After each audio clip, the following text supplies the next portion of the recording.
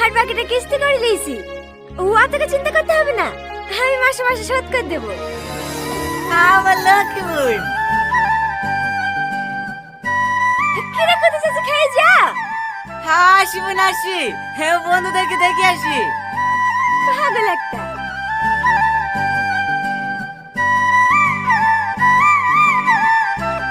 আসেন আসেন, হে বাড়িটা।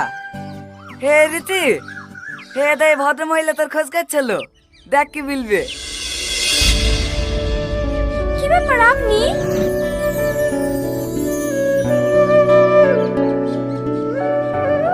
আমাদের চোখের সামনে ছেলেটা যখন 2 বছর বয়স মাটা মারা গেল, কিছুদিন পর চিকিৎসার অভাবে বাপটাও মারা গেল।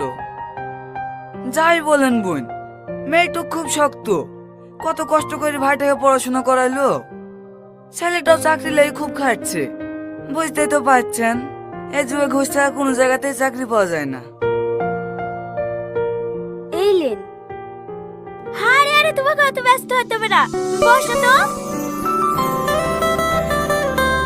খুব মিষ্টি চেহারা, মানতে হবে আমার ছেলের পছন্দ আছে।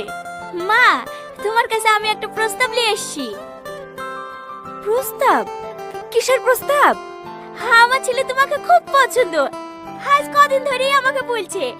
আমি তো প্রথমে আসতেই চাইছিলাম না, হ্যাঁ তুমি দেখে দেখে পছন্দ হলো না, এখন আবার কাকে পছন্দ করলো? এসে তো আমি অবাক, এত সুন্দর নর্মভদ্র একটা মেয়ে। মা, তুমি আমার বাড়ির বৌমা হবে।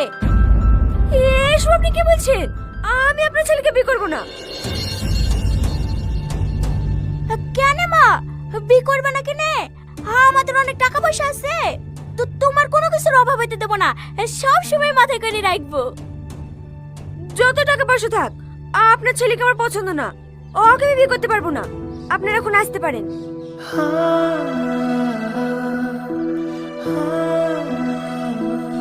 কিন্তু মা।